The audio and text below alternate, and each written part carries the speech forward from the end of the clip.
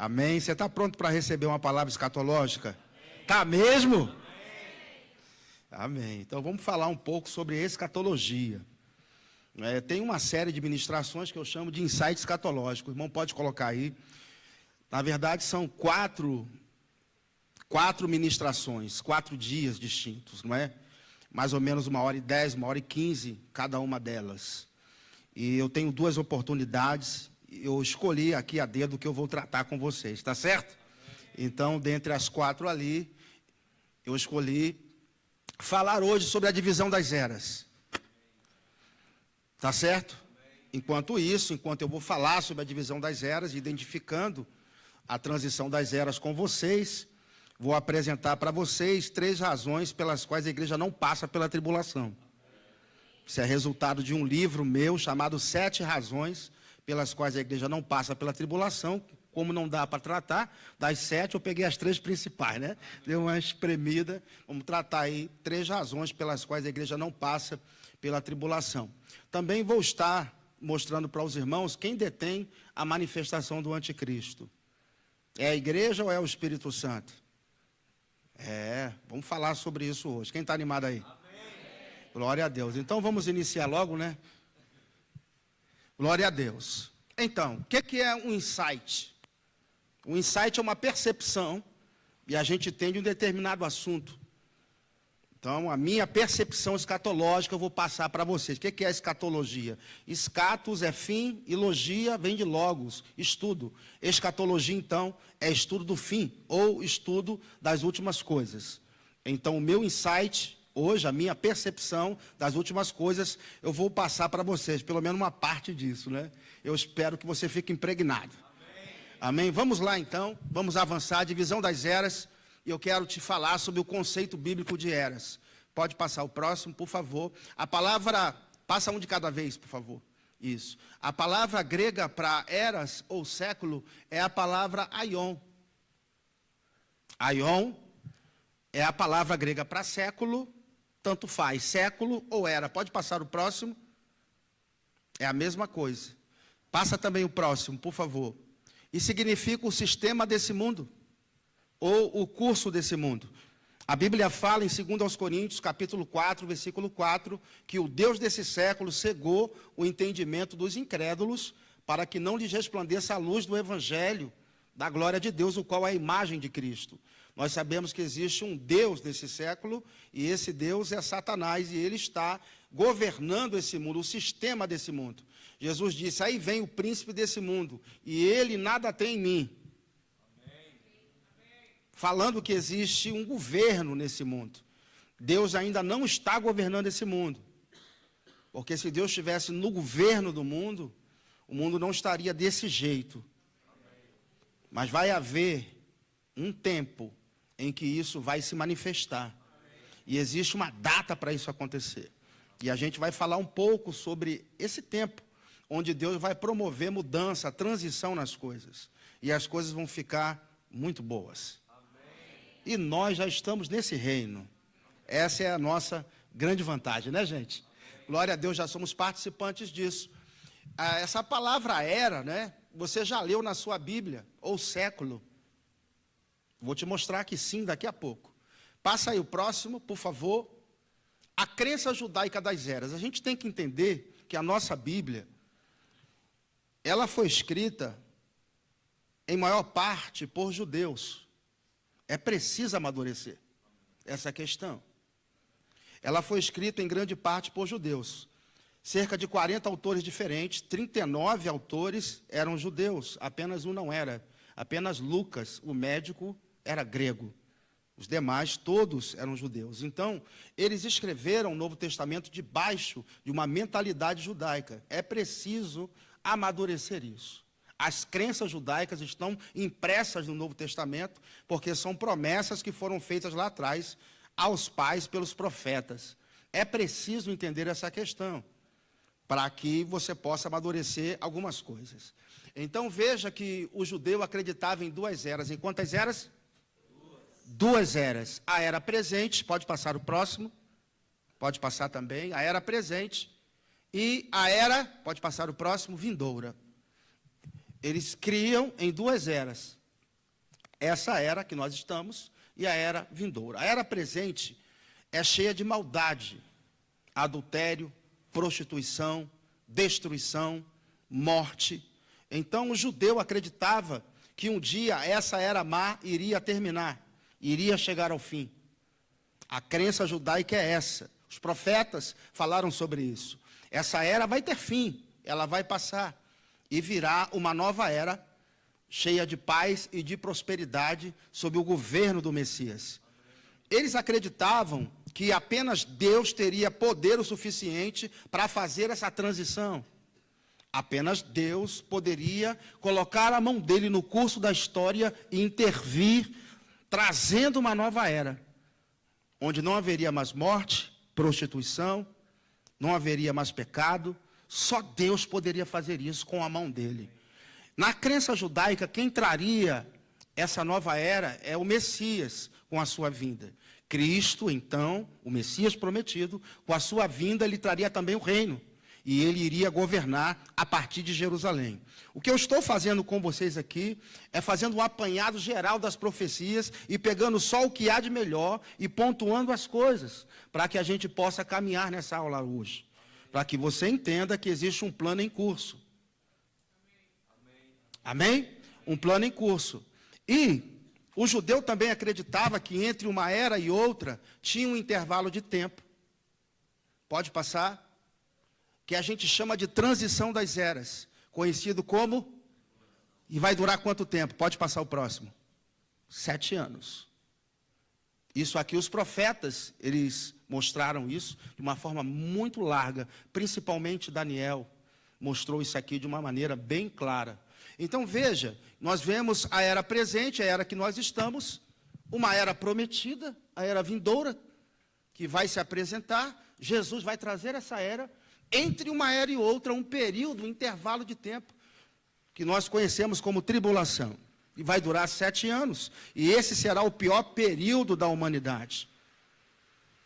Fome, peste, praga, terremoto, tsunamis, destruição em massa.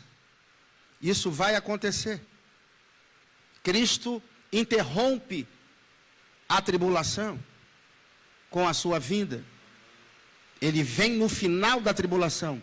E quem começa a tribulação é o próprio Cristo.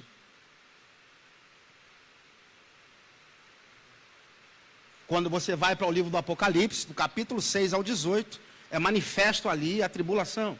Do 6 até o 18. Então, no 6 começa a tribulação e quem desata os selos é quem? É Jesus que está desatando os selos. Observe. O capítulo 5 é uma cena mostrada. Deus está sentado no trono, aparece um cordeiro, e ele vai lá e toma da mão o livro, da mão daquele que está sentado no trono. O livro é selado por dentro e por fora, com 7 selos. Aquele livro simboliza a vontade divina no tocante os acontecimentos terrenos. É a vontade de Deus estabelecida dentro daquele livro. O que precisa ser cumprido. É Deus definindo o destino da humanidade. Lembra que eu falei que o judeu acreditava que só Deus poderia intervir? Pronto. Jesus é a pessoa que Deus levantou para consertar toda a bagunça que Adão fez. Não deu tempo aqui de eu trazer para os irmãos a parte 1. Você ia aprender um pouco mais sobre isso, mas você pode ir lá no meu canal, no YouTube, e coloca lá a divisão das eras. Você vai ver. Insight escatológico, pronto. Você vai pegar todo o insight. Tem uma gravação mais antiga e tem uma ao vivo. Eu considero a última melhor, né? A mais recente melhor. São 8 aulas lá. Você pode pegar todo o insight lá e pegar a parte 1 que você perdeu. Tá certo? Mas saiba disso, quem intervém então é Deus, e Cristo é quem desata os selos, porque Ele é quem venceu para abrir o livro. Precisava de um representante da raça humana para concordar com Deus nesse ato. É forte, irmãos, o que eu estou falando. Cristo é o representante da raça humana presente, único digno de abrir o livro. Chegou a hora de fazer a transição das eras, que é enviar a tribulação como julgamento, porque todas as vezes, você vai perceber aqui, que Deus vai enviar um juízo coletivo, ele tira o justo. Você vai perceber isso, daqui a pouco a gente vai começar a estudar essa questão. Após a igreja sair, então começa o juízo a acontecer. A tribulação é juízo de Deus sobre as nações. O movimento é do céu para a terra. É o Cordeiro quem desata os selos. São os anjos que tocam as trombetas. São os anjos que derramam as taças. É o juízo divino sobre as nações. É a transição das eras acontecendo. E ninguém no mundo é culpado. Ou, perdão, é inocente. Porque todos estão tendo acesso ao Evangelho há 2000 anos.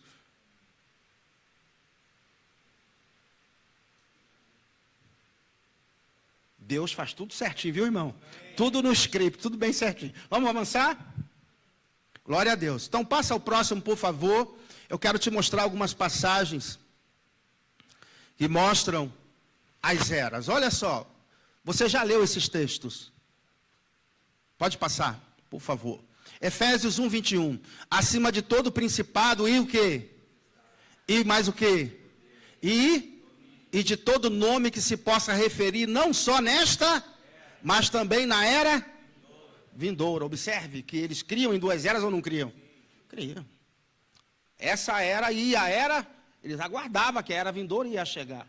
Esse tempo, não é? Onde Satanás é o príncipe desse mundo, iria terminar. E está tudo programado. Pode passar o próximo. Se alguém proferir alguma palavra contra o Filho do Homem, seria isso perdoado. Mas se alguém falar contra o Espírito Santo, não lhe será isso perdoado, nem nesta era e nem na era vindoura. Percebe como a gente passa por essas passagens, mas não presta atenção em todo esse pano de fundo, e agora você, quando lê, já sabe. Nunca mais você vai esquecer isso. Amém? Está bem fixado aí. Pode passar o próximo. É impossível, pois, que aqueles que uma vez foram iluminados e provaram o dom celestial e se tornaram participantes do Espírito Santo e provaram a boa palavra de Deus e os poderes da era. Observe como ele aponta para uma era vindoura como crença absoluta. Teria muitas passagens para ler aqui, como o próprio Paulo fala em Romanos capítulo 12, né, versículo 2, e não vos conformeis com este século. A palavra ali também é aion, porque pode ser séculos ou eras. Interessante, né, irmão? Então vamos lá, vamos passar um pouco para frente. Quero te mostrar agora a divisão das eras dentro do Apocalipse. Passa, por favor. Vamos ver. Capítulo do 1 ao 5 é a era presente. Pode passar o próximo. Capítulo do 6 ao 18 é a transição das, conhecida também como o quê? Tribulação. Passa ao próximo. Capítulo 19 é a intervenção alterando o curso das coisas. Cristo com a sua vinda, terminando com todo o governo temporal, maligno, iníquo. Nesse caso vai ser o anticristo e vai estar unificado com a coligação de nações e ele vai então ser destruído. Amém. Cristo então julga todos os sobreviventes da tribulação.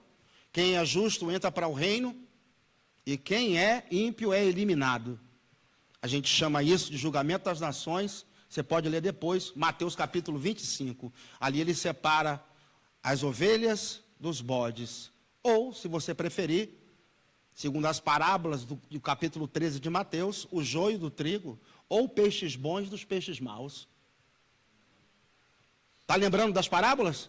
Tudo é uma coisa só, que a gente chama de consumação dos séculos. Tranquilo? Ou transição das eras. Fica melhor, né? Vamos lá.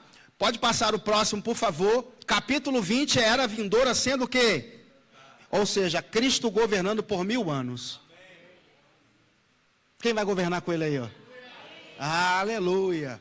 E, pode passar o próximo, por favor. Capítulo 21 e 22, a era vindoura sendo o quê? Perpetuada.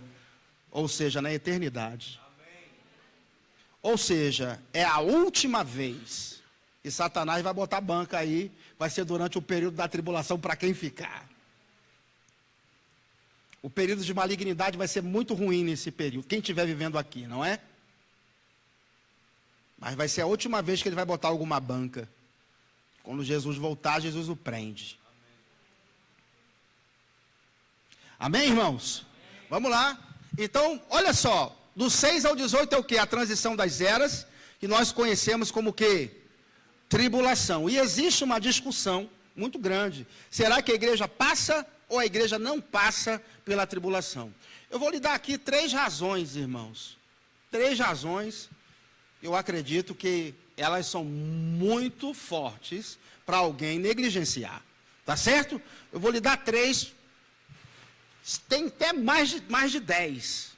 Mas eu vou lhe dar apenas 3 para mostrar que a igreja não passa pela tribulação. Existem algumas visões do tocante ao arrebatamento. Existem aqueles que acreditam que a igreja vai ser arrebatada na metade da tribulação. Ou seja, ela atravessa a metade e sobe. Esses são chamados mid ou meso-tribulacionistas.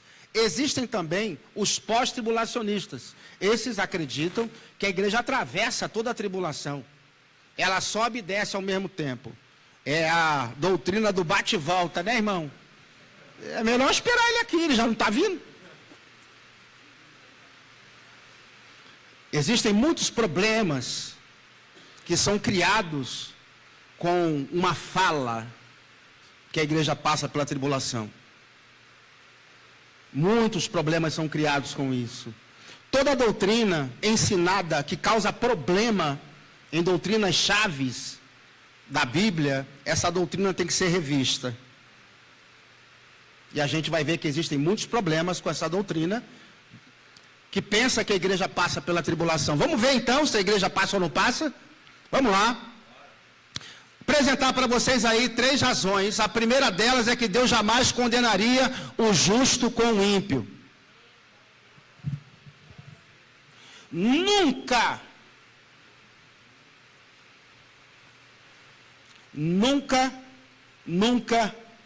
né? Nunca Deus iria condenar o justo com o ímpio. Existe um padrão estabelecido desde o Antigo Testamento, garantido pela imutabilidade divina. Deus jamais iria condenar o justo com o ímpio. Nunca ele iria fazer isso. Mas segundo alguns, Deus irá fazer isso. Irá preservar um pouco a igreja. Há quem diga, né, que a igreja tem que passar pela tribulação para ser purificada. Quem já escutou isso aí? A igreja tem que passar pela tribulação porque ela precisa ser purificada. E o sangue de Cristo não é suficiente, não? O sangue de Cristo me purifica de todo pecado, irmão. Outro argumento, não, a igreja do primeiro século, né? A igreja do primeiro século sofreu. Por que a igreja não iria sofrer? Ela é, a igreja do primeiro século, ela sofreu, foi entregue às feras. Eu penso que essa galera só pode ter 5 anos de idade, não é possível. Não sabe diferenciar uma tribulação que acontece pelo cristão estar no mundo, de uma tribulação que é um juízo divino.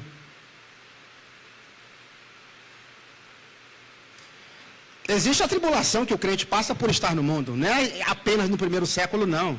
Existem 50 nações onde há perseguição hoje. É só você entrar no site da Missão Portas Abertas que você vai ver. Existe perseguição acontecendo hoje aos crentes. Estão passando por dificuldade, sendo colocados no corredor da morte, sendo torturados por amor a Cristo. Existe até hoje. Isso é diferente. Perseguição se levantou porque Satanás se levantou para levantar um grupo político, um regime político ou uma religião para perseguir o cristianismo. Isso acontece até nos nossos dias. Agora a tribulação não, é juízo divino. É a mão de Deus, é o movimento divino aplicando juízo coletivo. E quando é juízo coletivo, Deus se responsabiliza em tirar o justo. É um padrão estabelecido desde o Antigo Testamento. Vamos ver? Olha esse homem aí, Noé, né? Depois disse o Senhor a Noé: entra tu e toda a tua casa na arca, porque tenho visto que és o que? Justo diante de mim geração. Veja, Deus não poderia condenar Noé junto com os demais, porque havia justiça nele. Então Deus falou: aparelhe uma arca, porque eu vou salvar você. E enquanto isso ele foi pregando para a família dele, viu? Que ele era pregador da justiça. E eles creram um a um para entrar com as próprias pernas na arca, o qual prefigura o batismo. Porque assim como o crente entra na água para se batizar porque creu, para ser salvo, na verdade somos salvos quando confessamos, mas o batismo está o quê? Mostrando aquela experiência que nós já tivemos por dentro. Não é isso mesmo? Da mesma forma, cada integrante da arca teve que crer na mensagem para poder entrar, para ser salvo. E todos da sua casa, da sua família, foram crendo na mensagem. Por isso que eu acredito que ele demorou tanto tempo para construir a arca. Estima-se aí, em média, 100 anos mais ou menos, né? No começo, a Bíblia fala da justiça de Noé, mas não fala dos seus. Eles tiveram que crer na pregação, na mensagem de Noé, que ele era pregador da justiça. Tranquilo? Então Deus foi enviar o juízo coletivo sobre o mundo antigo, exterminou toda aquela galera e sobrou Noé, então, e sua família. Deus tirou o justo ou não? Sim. Aí tem também quem diga, eu estou vacinando vocês hoje, não estou? Estou enchendo vocês de argumento. Há também quem diga que a igreja vai passar e Deus vai ficando preservando a igreja, né? Opa, anjo, não deixa eu chegar naquele ali não. A igreja na tribulação e Deus assim, separando. Eu falei, uma vez conversando com um pós-tribulacionista, eu falei com ele assim: rapaz, Deus é mais inteligente que a gente, é ou não é? Ela, por que você está dizendo isso? Falei, porque se eu tiver 1000 formigas, 1000, e eu quero trazer juízo sobre 900, jogando água quente em cima de 900. O que é melhor? Eu jogar água quente em cima das 1000 e ficar tentando salvar as outras 100? Ou eu separar as 100 e jogar só sobre as 900? Falei, irmão, Deus é mais inteligente do que nós dois juntos. Aí ele ficou assim olhando para mim. É por isso que ele anunciou o arrebatamento. Para que a igreja saia antes, não passe, né, por esse período de tribulação. Passa o próximo, por favor. Olha só, Abraão não fez o rema. Abraão não fez o rema, não fez escola de ministro. Abraão não tinha nem congregação, não tinha Bíblia, nada. Ele entendia mais sobre o caráter de Deus do que os crentes hoje em dia, na nossa época. Olha só o que ele vai dizer sobre a justiça. Ele diz: e chegou-se Abraão dizendo: destruirás também o justo com o ímpio? A pergunta, né? Aí ele diz: porventura houver 50 justos na cidade, destruirás também e não pouparás o lugar por causa dos 50 justos que estão dentro dela? Ele diz: longe de ti que faças o quê? Tal coisa, que mates o justo com... e que o justo seja como o ímpio, longe de ti. Ele diz: não farás justiça o juiz de toda a terra? Mostrando que ele conhecia muito mais sobre o caráter de Deus, sobre muita gente, como muita gente hoje não crê que Deus seja tão justo assim, né? Vai condenar o justo com o ímpio. Veja, ele diz: porventura não faria justiça? Porque é uma questão de justiça. Passa o próximo aí, irmão, para a gente ler um versículo aqui. Salmo 89, 14. Justiça e direito são o quê? O seu trono. Então o trono de Deus desabaria. Veja como Deus tem um cuidado de tirar o justo quando ele vai executar juízo coletivo. E aqui esse texto se refere aos habitantes de Sodoma e Gomorra. As cidades seriam destruídas e Ló e sua família precisavam sair de lá. E os anjos foram lá tirar eles. E quando eles estão saindo da cidade, olha só que interessante. Passa o próximo, por favor. A conversa de Ló com os anjos. Eis que agora aquela cidade está perto para fugir para lá, e é pequena. Ora, deixe-me escapar para lá, não é pequena? para que minha alma viva, e disse-lhe, eis aqui tenho te aceitado também nesse negócio, para não destruir aquela cidade de que falaste. Ó, apressa-te para ali, porque nada poderei fazer enquanto não tiveres ali chegado. Por isso se chamou o nome da cidade de quê? Saiu o sol sobre a terra quando Ló entrou em... Uma cidade inteira foi poupada porque o justo entrou nela. São padrões, a gente não pode fechar os olhos. Vai interpretar as escrituras, olha para toda ela. Passagens que estão mostrando que a sua interpretação está equivocada, você precisa considerar. Porque se você não for honesto na interpretação bíblica, Deus nunca vai lhe dar as grandes revelações. Nunca Ele vai te dar. Seja honesto nas pequenas interpretações, daquilo que Ele está te mostrando. Seja honesto. Fala, rapaz, eu estava errado na minha interpretação. Veja que eu considero, eu creio que assim está melhor. Então veja que é um padrão estabelecido desde o Antigo Testamento. Todas as vezes que Deus vai executar juízo coletivo, Ele tira o justo. Um outro problema que a gente vai criar, se colocarmos a igreja na tribulação, além de ser um ato de injustiça da parte de Deus, condenar o justo com o ímpio, o que vai acontecer? Nós estaremos quebrando um atributo divino, incomunicável, imutabilidade. Deus vai ter mudado. Porque se no passado Ele salvou Noé e sua família, salvou Ló, e agora vai deixar a igreja passar pela tribulação, Ele mudou. E Deus não muda. Amém. Quem crê nisso aí? Amém. Deus não muda. Veja, pode passar o próximo, por favor. Porque eu, Senhor, não mudo. Por isso vós, filhos de Jacó, não sois o quê? Consumidos. Não erreis, meus amados irmãos. Toda boa dádiva e todo dom perfeito vem da onde? Descendo do Pai das luzes, em quem não há mudança nem sombra de variação. Quebrar o atributo divino da imutabilidade, tem que ter muito peito para fazer isso, né, irmão? A gente está vendo então que por esse argumento apenas, só por esse, já se deveria desistir da ideia. Mas eu vou dar mais argumento. Amém? Eu quero te mostrar que de Adão até Abraão são 2000 anos, ok? E de Abraão até Jesus e Pedro, o apóstolo, são mais 2000 anos.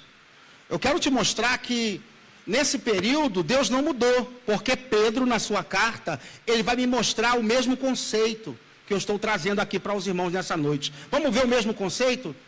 Pode passar o próximo. Ele diz, não perdoou o mundo antigo, mas guardou a quem? A oitava, o pregoeiro da justiça ao trazer o dilúvio sobre o mundo dos ímpios. Ele diz, e condenou a destruição às cidades de Sodoma e Gomorra, reduzindo-as a cinza e pondo-as para exemplo aos que vivessem impiamente. E livrou quem? O justo Ló, enfadado da vida dissoluta dos homens, abomináveis, porque este justo, habitando entre eles, afligia todos os dias a sua alma justa, por isso via e ouvia sobre as suas obras injustas. Eu botei bem grande, né? Assim, vamos ler? Diga, assim sabe o Senhor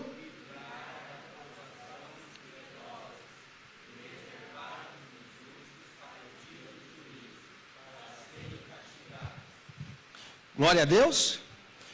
Assim o Senhor sabe livrar da provação os piedosos e reservar os injustos para serem castigados. Observe que existe uma separação aqui do justo. Ele vem construindo o argumento desde lá de cima. Se alguém quiser voltar em Gênesis, né, para ver, é o mesmo princípio que ele está trazendo aqui para nós, mostrando que 2000 anos para frente Deus não mudou.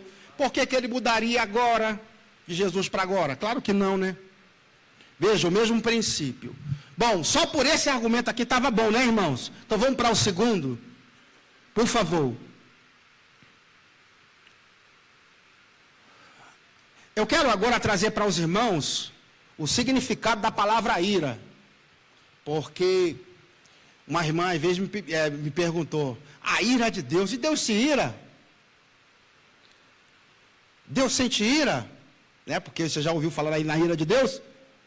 A ira, a palavra ira, no Novo Testamento, é a palavra grega org, que significa punição imposta por magistrados ou por juízes.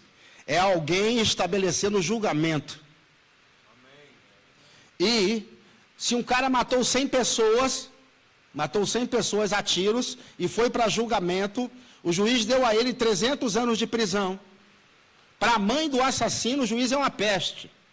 Mas para as vítimas, para os parentes das vítimas, o juiz fez o quê? O fato dele ter dado 300 anos de prisão faz dele uma pessoa ruim? Não, o fato de Deus julgar não faz dele uma pessoa ruim. Ele está estabelecendo a justiça. Antes, ele está sendo bom.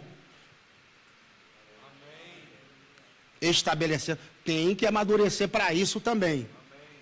Tá certo, povo de Deus? A gente precisa amadurecer para essa questão.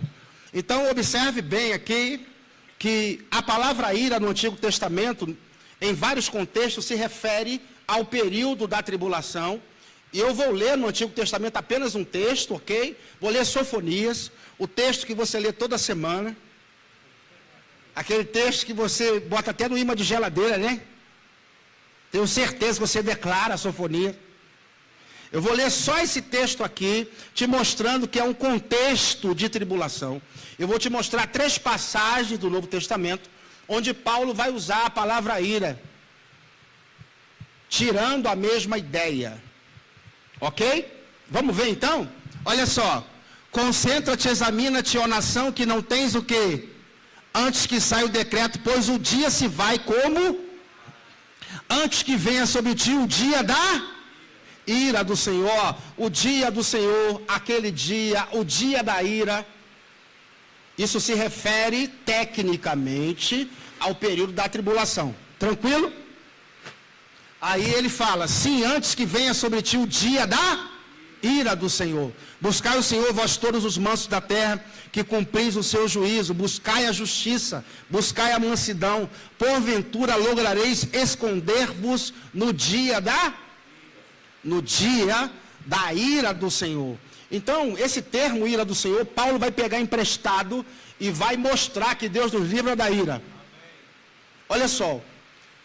Se Paulo disser uma coisa uma vez, tem que considerar, viu, irmão? Se ele disser 2, é bom se calar. Se ele disser a terceira, esquece. Não tem discussão. Ele mostra em 3 lugares diferentes. Tem que ser muito teimoso para pensar que a igreja passa pela tribulação. Muito teimoso. É muita teimosia, viu? Vamos lá? Pode passar o próximo, por favor, olha só. Romanos 5, do 8 ao 9, ele vai dizer, mas Deus prova o seu próprio amor para conosco, pelo fato de ter Cristo morrido sendo nós ainda o quê? Logo, muito mais agora, sendo justificados pelo seu sangue, seremos por ele salvos da ira. Glória a Deus, é direto. É direto. Pode passar o próximo. Olha esse. Para guardares dos céus a seu Filho, a quem ele ressuscitou dentre os... A Jesus que nos livra da ira. Quem vai passar pela tribulação aí? Quase que eu peguei, né? 2 lugares, né? Vamos continuar. Passa o próximo, por favor. Olha isso aqui.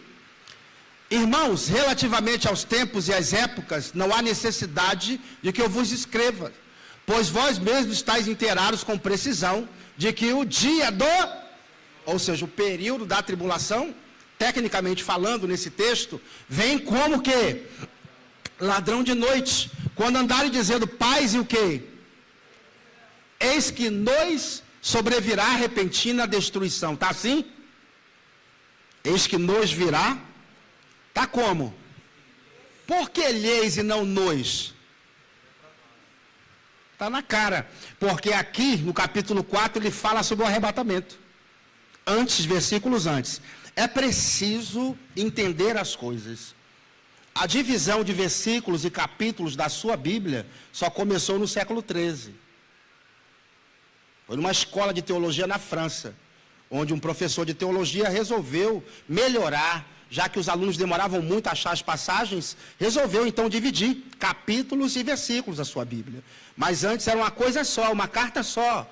Então, antes dele falar isso aqui, ele falou sobre o arrebatamento, mostrando, primeiro acontece isso, e agora vai acontecer isso.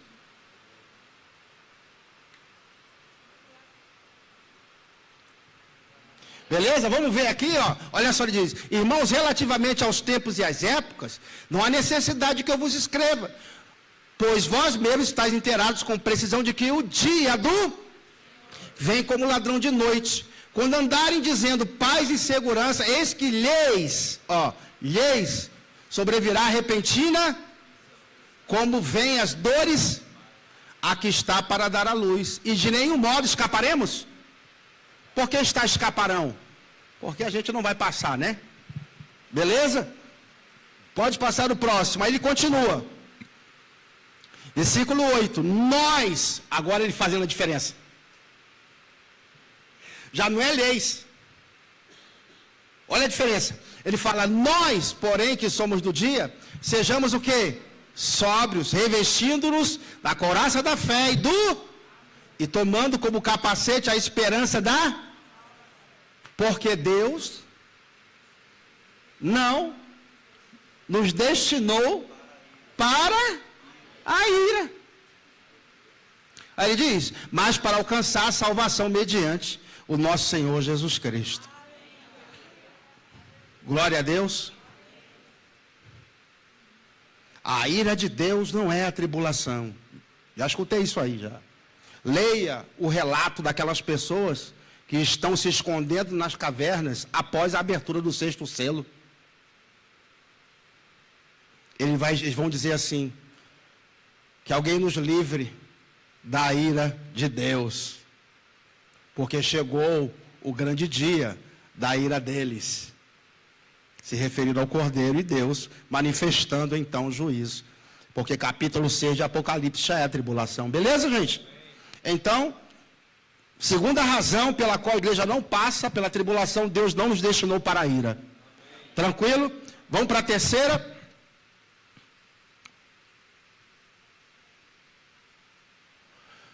Bom, a igreja volta com Jesus no final da tribulação.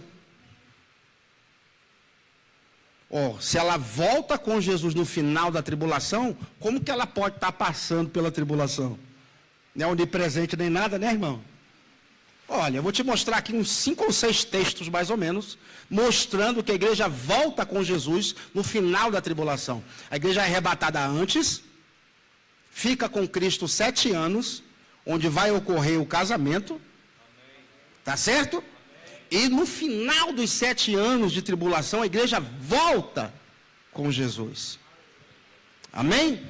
Então, se ela está voltando com Jesus, existem passagens que mostram isso, como que ela pode estar atravessando a tribulação? É outro fenômeno, que essa galera não sabe explicar, né? Vamos lá. Fugireis pelo vale dos meus montes, porque o vale dos montes chegará até Azal. Sim, fugireis, como fugiste do terremoto nos dias de Uzias, rei de Judá. Então virá quem? O Senhor meu Deus e todos os santos com ele. Glória a Deus. Vamos para o Novo Testamento. De novo. Judas 1,14. Quanto a estes foi que também profetizou Enoque, o 7º, depois de Adão, dizendo: eis que vem o Senhor com milhares dos seus, para exercer juízo contra todos e para fazer convicto todos os ímpios acerca de todas as obras ímpias que eles impiamente praticaram, e acerca de todas as palavras insolentes que ímpios pecadores proferiram contra ele. Veja que o Senhor vem com milhares dos seus santos. Tranquilo? Mais passagem? Por favor, mas passa o próximo. Vamos para Apocalipse 19, a segunda vinda de Cristo. após o período da tribulação, que no Apocalipse vai do 6 até o 18. Algo interessante no Apocalipse é que do capítulo 1 até o capítulo 3 tem 19 citações da palavra igreja, 19. E do 6 ao 18 nenhuma, que é a tribulação, nenhuma. Não tem citação da igreja na terra, do 6 até o 18. É mais outra razão, né? Poderia colocar nessa conta aqui, né? Amém? Mas vamos lá. Aqui é 19, Cristo voltando. Olha só. Alegremos-nos e exultemos e demos-lhe glória, porque são chegadas as bodas do... Ou seja, a festa de casamento, né? Cuja esposa já não é mais noiva, tá vendo? Viu aí o detalhe? É manta, irmão. Ela se preparando para descer para a festa de casamento. Quem são os participantes? Os sobreviventes da tribulação. É manta, irmão. Vamos lá. Cuja esposa a si mesma já se ataviou, pois lhe foi dado vestir-se de quê? Linho finíssimo, resplandecente, o quê? Puro. Então ela está vestida como? Linho finíssimo, resplandecente, o quê?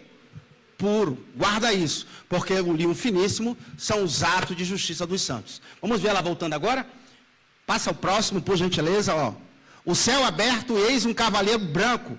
O seu cavaleiro se chama fiel e verdadeiro, julga e peleja com justiça. Os seus olhos são como chama de fogo.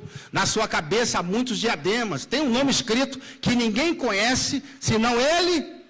Está vestido com um manto tinto de sangue. E o seu nome é o que? Se chama o Verbo. Seguiam-no os exércitos que há no, montados em cavalo, vestido como? Branco e... Aleluia. A igreja retorna então com Jesus no final da tribulação. Como que ela pode estar atravessando a tribulação? Mais outro versículo para a gente jogar a pá de cal? Vamos lá. Apocalipse 17, 14. Pelejarão eles contra o Cordeiro. Eles quem? O exército do anticristo vai pelejar contra aquele que está montado no cavalo. Quando vê ele se aproximando. Zacarias diz que os olhos deles vão se consumir nas órbitas. Quem assistia desenho animado aí? Aquelas pistolas de desintegração assim, caía só a poeirinha. Zacarias viu os olhos dele se desintegrar. A palavra de Deus diz que Cristo vai vencer com a palavra que sair da sua boca. A gente vai ficar só assistindo, irmão. Meu Deus do céu. Vamos lá. A gente vai ficar só assistindo. Ele veio na primeira vinda como cordeiro. Agora, na segunda, ele vem como leão, viu? Aleluia. Vem para tomar o território. Ele é o leão da tribo de Judá, irmãos. Aleluia. Regerá as nações com cetro de ferro. Eita glória. Diz: pelejarão eles contra o cordeiro. E o cordeiro os? Pois é quem? Senhor dos e Rei dos reis. Vencerão também os chamados e que estão com ele. Glória a Deus. Como que a igreja pode estar atravessando a tribulação se ela está voltando com Jesus? Esses são problemas que eles não têm como solucionar.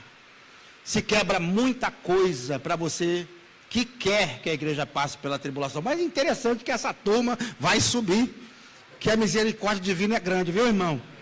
Eu espero encontrar os debatedores nessa hora. Falar, se eu não falei com você, Arão, ó. E tem uns debates quentes aí, viu? É bênção, viu? Tranquilo, gente? 3 razões, bênção demais, não é? Pronto, lá no meu canal tem uma live, 7 razões, deu 2 horas... Eu mostrei às 7. Deu 2 horas e 40 de live. Vai com vontade de estudar, viu, irmão? É uma pancada. Vamos continuar para a gente finalizar, falar sobre o último tópico.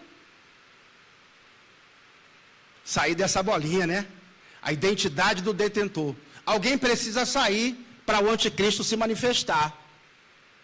Alguém detém a manifestação do anticristo, porque enquanto essa galera tiver aí, o anticristo não pode se manifestar. causa da luz. A igreja é a luz do mundo e o sal da terra. Quando a gente sair, começa a apodrecer, que o sal tem a função de preservar também. Olha só que interessante. Então, quem detém a manifestação do anticristo? Passa ao próximo. Será que é a igreja? Ou será que é o Espírito Santo? Eu teria muita coisa para dizer aqui, mas eu vou ficar com uma parte, vou dizer apenas uma parte. Tá certo? Se você assistir todo o insight lá no canal, né? PR Antônio Lira, vai lá, assista todo o insight. Nessa parte aqui eu me aprofundo um pouquinho mais. Mas eu vou abrir com vocês o texto de Tessalonicenses, que fala sobre isso, e vou dar para vocês um apanhado geral aqui para a gente finalizar, viu, gente? Glória a Deus. Passa ao próximo, por favor. Então vamos direto para o texto. Deixa eu colocar vocês aqui dentro do contexto. Paulo escreveu a primeira carta aos Tessalonicenses e também a segunda carta. E na primeira carta, ele fala sobre o arrebatamento acontecendo antes do período da tribulação, antes do dia do Senhor. Porque o dia do Senhor não é um dia específico, porque um dia para o Senhor é 1000 anos um. Então o dia do Senhor não é um dia específico. A gente fala tecnicamente o período da tribulação porque assim é mais conhecido. Mas ele começa com a aparição do anticristo, engloba todo o período da tribulação, a segunda vinda de Cristo e também o milênio. É um período longo de tempo, mas tecnicamente, não é? Nos textos a gente mostra que se refere ao período da tribulação. Ele ensinou aos crentes de Tessalônica, então, algumas coisas sobre a questão do dia do Senhor especificamente. Mas igreja é assim, você ensina algo agora, amanhã tem que ensinar de novo, depois tem que ensinar de novo, depois tem que ensinar de novo e de novo e de novo. Por quê? Porque sempre vem alguém dizendo o contrário, ou alguém interpretando o que você disse de maneira equivocada. É ou não é? Então aconteceu isso na igreja de Tessalônica, eles estavam vivendo um período de perseguição muito grande, e eles então começaram a pensar, e alguns começaram a ensinar, isso já é o dia do Senhor, vocês já estão vivendo o período da tribulação. Então Paulo, ele vai então esclarecer essa questão para eles, refrescando a memória deles. Amém, irmãos? Vamos ver aqui então, irmãos, no que diz respeito à vinda de nosso Senhor Jesus Cristo e a nossa reunião com Ele, nós vos exortamos a que não vos demovais da vossa com facilidade, nem vos perturbeis, quer pôr o quê? Quer pôr o quê? Como se procedesse de nós, supondo que tenha chegado o dia do Senhor. Então veja que algumas pessoas estavam pervertendo o ensino de Paulo, e ele então está corrigindo essa questão. O assunto central aqui não é o arrebatamento, mas e sim o dia do Senhor. Tranquilo? Agora a gente vai ler a outra parte, ele fala de ninguém de modo nenhum vos, porque isto não acontecerá sem que primeiro venha o que? Isto o quê? A última coisa que ele falou, que foi o dia do Senhor. Se fosse aquilo, seria a nossa reunião com ele. Mas quando ele falou isto, foi a última coisa que ele falou. Isto não acontecerá sem que primeiro venha ou seja, o dia do Senhor não vai acontecer, ou seja, a tribulação não vai acontecer sem que primeiro venha o que? A apostasia. E seja revelado o homem do pecado, que é o anticristo, que a gente sabe. Então a gente vê aqui uma sequência de coisas que ele está mostrando para nós. Primeiro, acontece a apostasia. E depois da apostasia, então, se revela o homem do pecado, que é o anticristo. Agora, muita gente lê esse texto aqui e por causa da palavra apostasia, interpreta dizendo que a igreja tem que estar na terra para se apostatar da fé. A igreja precisa estar aqui para se apostatar da fé. Porque na cabeça da galera, apostasia só significa largar a fé. Mais nada. E agora, crente, sai dessa aí. Para eles, apostasia é só largar a fé, abandonar a fé. Não tem a ver com mais nada na vida. Acontece que essa palavra, quando foi colocada no texto, ela foi colocada com muita intencionalidade pelo apóstolo Paulo, porque ele já havia explicado para os irmãos que a igreja precisaria ser retirada antes, porque a palavra apostasia, acima de tudo, significa retirada, saída, afastamento. Pode ser afastamento da fé, em algumas ocasiões até pode, mas dentro de um contexto como esse, onde a palavra aparece isolada, e todo o contexto revela, grita, que alguém está impedindo a manifestação do anticristo e precisa sair.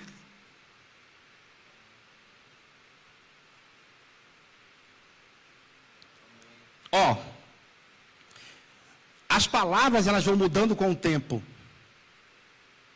A palavra é viva, ela vai mudando com o tempo, é ou não é? A palavra autópsia, por exemplo, se eu falar autópsia, você vai dizer que é o quê? O que significa autópsia? Exame no morto, no cadáver.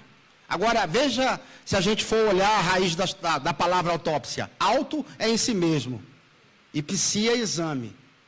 A autópsia, então, seria exame em si mesmo. Como pode um morto se autoexaminar, se está morto? O certo seria necrópsia, exame no morto. Mas se eu falar necrópsia, o pessoal vai falar, é autópsia, seu burro. A palavra mudou, ganhou um significado que não é exatamente do seu tempo. A palavra aqui foi transliterada, ela não foi traduzida. A transliteração e tradução são diferentes. A tradução é quando você pega aquela palavra naquele idioma e traz para o seu idioma uma palavra equivalente. Agora, a transliteração é quando você pega cada fonema daquela palavra e traz para um fonema no seu idioma. Então, apostésia no original ficou apostasia. Ele não traduziu a palavra, só transliterou.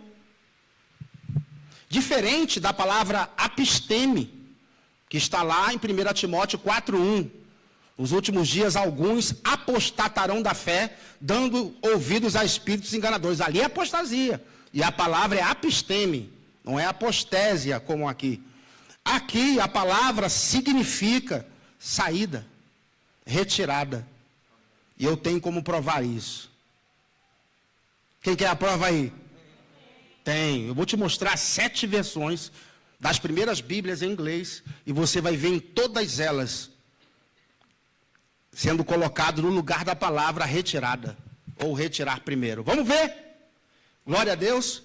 Depois a gente vai voltar para esse texto para finalizar. Pode passar o próximo. A Bíblia de 1384 de Wycliffe está retirar primeiro ou retirada. Passa o próximo. A Bíblia de 1526 de Tyndale está retirar primeiro ou retirada. A Bíblia de 1535 de Coverdale também está retirar primeiro ou retirada. Passa o próximo. 1539, a Bíblia de Cranmer também está retirar primeiro ou retirada.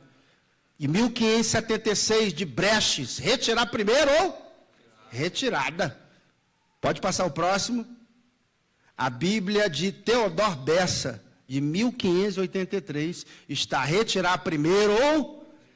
Pode passar o próximo. A Bíblia de 1608, de Genebra, retirar primeiro ou retirada. Ou seja, o dia do Senhor, ou a tribulação não se manifesta antes que venha, aconteça a retirada.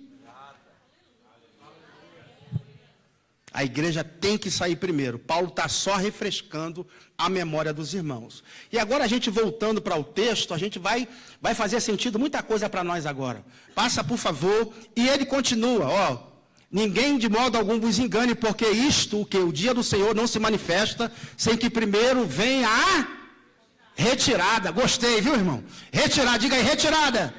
Retirada, porque o certo é botar retirada ali. Porque no português está causando confusão. Eu tenho uma guerra com os tradutores terrível, né? Quem assiste minhas lives aí sabe. Muito grande. O certo era botar. E seja revelado o homem da iniquidade, o filho da perdição, o qual se opõe e se levanta contra tudo que se chama Deus ou é objeto de culto, a ponto de assentar-se no santuário de Deus, ostentando-se como se fosse o próprio Deus. Aí agora ele vai dizer: não vos recordais de que ainda convosco eu costumava dizer-vos essas coisas? Refrescando a memória deles. E ele fala: e agora sabeis o que o detém. Por que ele falou e agora saber o que o detém? Porque ele acabou de falar. Ele acabou de dizer que é necessária a retirada da igreja para que depois o anticristo se manifeste, porque o que detém a manifestação do anticristo é a igreja na terra, é a fase da igreja, é a dispensação da igreja que nós estamos vivendo aqui. Tranquilo, gente? Então será de fato revelado quem? O iníquo, a quem o Senhor Jesus matará com o sopro da sua e o destruirá pela manifestação da sua vinda. Glória a Deus, irmãos. Então, um texto que a galera que acredita que a igreja passa pela tribulação gosta muito de distorcer, a gente acabou de esmiuçar aqui diante dos seus olhos. Então, quem detém a manifestação do anticristo é a igreja. Assim que a igreja sair, começa a quebradeira aí, viu, irmão? O Espírito Santo vai ser retirado da terra? Não. O Espírito Santo não pode ser retirado da terra, porque vai haver salvação durante a tribulação. Isso é demonstrado no livro do Apocalipse. A gente vai ver isso na próxima aula. Ok? Então, o Espírito Santo não pode ser retirado. A gente vê salvação acontecendo. Você pode ler Apocalipse capítulo 7, 144 mil judeus são selados. E por que judeus são selados? Porque Deus voltou a tratar com os judeus durante a tribulação. É destino dos judeus atravessarem a tribulação. Deus está provocando a conversão nacional. Porque o coração dos judeus está endurecido até hoje. E precisa ser quebrado. E só uma tribulação da magnitude que vai ser para amolecer o coração deles. No final da tribulação eles se convertem. E Cristo volta para socorrê-los. É massa, irmão. Eita glória. É massa. Cristo volta então para socorrer essa turma. Mas vai ter salvação. Veja, em Apocalipse 7, você vai ver uma conversa de João com os anciãos, e ali um bate-papo bem interessante, eles conversando, né? E ali aparecem algumas pessoas com vestes brancas, e é feita uma pergunta: quem são estes? E de onde vieram? Estão com vestes brancas e salpicadas de sangue. E João não sabe responder. Os 24 anciãos respondem assim para eles, um dos anciãos, né? Esses são aqueles que vieram da grande tribulação e lavaram as suas vestiduras no sangue do Cordeiro. Está claro que vai haver salvação durante a tribulação e que não é a igreja pregando, porque 144 mil judeus vai cair a ficha. Imagine essa turma pensando: nós passamos 2000 anos chupando o dedo e os gentios, cara, desfrutando dos valores espirituais que era para a gente estar desfrutando. Por isso eles são o vale de ossos secos. De Ezequiel 37. Estão mortos espiritualmente. Mas já se uniu cada osso ao seu osso. Eles ficaram dispersos 2000 anos, né? Não vou entrar nisso aqui não, viu, irmão? Deixa eu voltar aqui para falar. Não vou sair, vou demorar para sair, viu? Mas imagina aí, imagina aí então, que vai haver salvação durante a tribulação, não vai?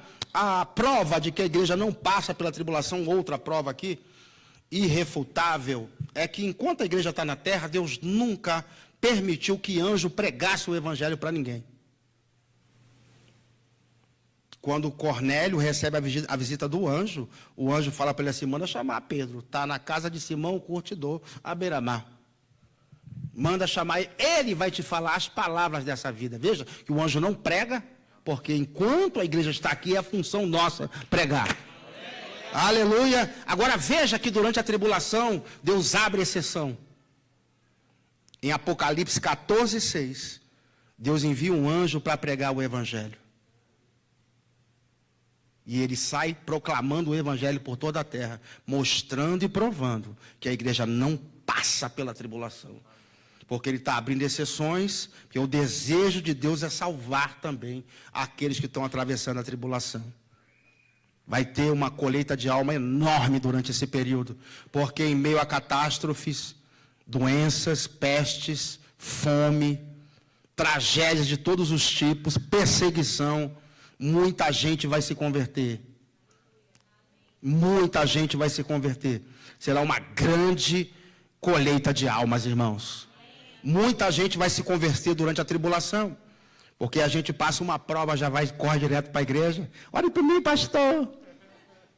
É ou não é? Então, muita gente vai se converter durante esse período. Então, o Espírito Santo não pode ser retirado da terra, porque é ele que convence o homem do pecado, da justiça e do juízo. E ninguém pode dizer que Jesus é o Senhor se não for pelo Espírito Santo. Amém, irmãos? Eu espero que você tenha sido abençoado. Na próxima aula, vamos falar sobre os sinais da volta de Jesus. Será que os sinais já estão acontecendo? É, irmão. Vamos desenrolar esse manto aí, né? Pode vir, pastorzão.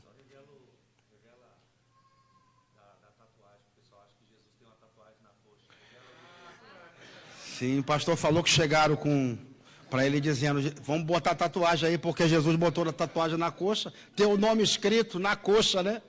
Mas ele está com manto, gente, é no manto, na posição da coxa. Mas não está na pele dele não, viu, irmão? Mas a galera gosta de inventar, viu?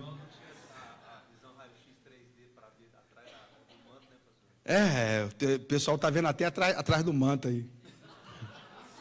Misericórdia, né? Amém. Glória a Deus, irmãos. Foi um prazer estar com vocês nessa noite. Amanhã tem aula, viu, pessoal aí? Amanhã tem aula aí. Glória a Deus. Pode.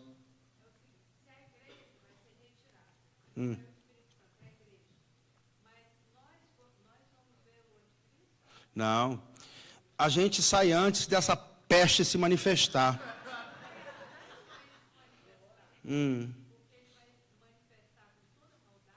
Não. Primeiro ele vai se mover através de acordo. Isso é bem claro no livro de Daniel, né?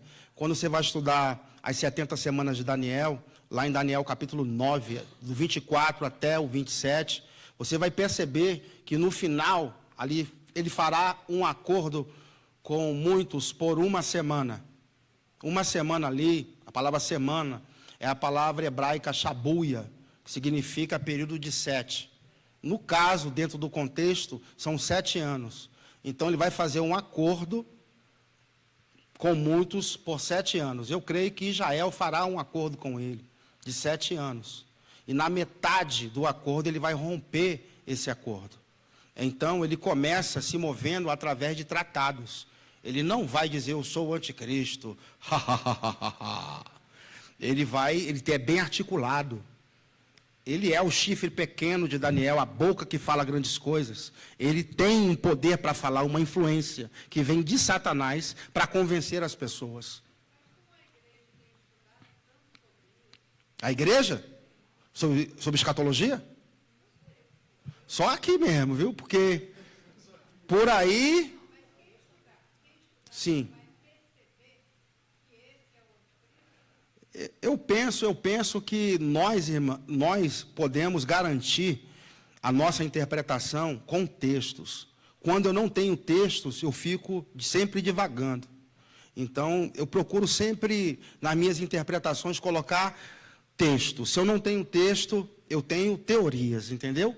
Então, eu não tenho como afirmar, mas dentro do que eu vejo, no panorama bíblico, de uma forma geral, a gente não vai ver o anticristo. Quem tem muito fetiche para ver o anticristo é os pós-tribulacionistas. Eles são doidos para ver esse homem. Para mim, eu só quero ver ele sendo jogado no lago de fogo no final da tribulação. Amém? Glória a Deus, porque esse é o destino dele. Hein, varão? Glória a Deus. Foi abençoado, irmãos. Que bênção, hein? bem claro, né? Bem revelador, simples. Aí às vezes as pessoas até complicam, né? E a gente estudando aí com o professor vê que o negócio é mais simples do que a gente pensava. Amém? Então ele tem material lá no YouTube, ele tem um curso também. Você pode se inscrever lá no curso, né, pastor? Sim, tem um curso avançado de escatologia. Curso avançado de escatologia, está na promoção. Tá, a gente tem... Fala aí do curso aí. Eu desenvolvi um método para interpretar o Apocalipse, irmãos. As 2 cursos. Existe esse curso, que é o Apocalipse em poucas horas, e tem também o curso avançado de escatologia 2.0. É o melhor curso de escatologia do mundo. Pode ter certeza que eu estou falando com vocês, viu? Hoje a gente tem alunos em 3 continentes, né? Ásia, Europa e todo o continente americano. É um curso fantástico. Somando os 2, dá 32 módulos. São 300 horas de aula. Estudos aprofundados em PDF, 8 livros. Quem adquirir o curso Apocalipse em poucas horas ganha o avançado e ganha também 6 livros. O guia definitivo para interpretar o Apocalipse, o livro 7 razões, né, pelas quais a igreja não passa pela tribulação, a vida após a morte à luz da Bíblia, e por aí vai, viu? É muita coisa para eu falar aqui. Mas eu fiz uma promoção para o pessoal do Rema, né? Porque eu devo muito ao Rema. Eu devo muito ao Rema. Ele me iniciou nesse estudo da escatologia. Então, eu propus no coração dar 90% de desconto para os irmãos. Somando todos os materiais, dá R$ 1.872. Mas eu estou dando 90% de desconto. Então, o cara vai pagar 187. Tá certo? Quem quiser, eu vou te passar meu número de telefone, eu vou te mandar o link. Você pode comprar à vista no Pix, né? Pode pagar no cartão de crédito, se você assim preferir, ou pode parcelar no boleto, pode pagar também parcelado no Pix. Tem várias opções, são 2 links, eu vou te mandar, você escolhe o que bem lhe parecer, preenche as informações, o curso está dentro de uma plataforma, você vai receber acesso ao portal, ali tem um lugar para você me fazer perguntas, tirar dúvidas, dentro da plataforma mesmo, videoaulas, estudos aprofundados em PDF e os livros, ok? E, fora isso, eu abri aqui para os irmãos do Rema, vou abrir para eles também, viu, pastor? Então, quem se inscrever hoje ainda, vai ter acesso, eu vou te dar uma mentoria personalizada. Vai ter meu canal direto de comunicação comigo para a gente tirar dúvida, bater papo, conversar, até 1 da manhã. Depois de 1 da manhã eu vou dormir, viu, irmão? Não me ligue não. Mas até 1 da manhã você pode ter a certeza que eu estou acordado estudando. Tá certo? Glória a Deus. Então, se você quiser, vem me procurar que eu vou dar meu número de telefone. Dá para colocar o número do pastor? Então coloca aí. Pronto. 84, né? 84999001873. 84999001873. Pronto. Bênção demais.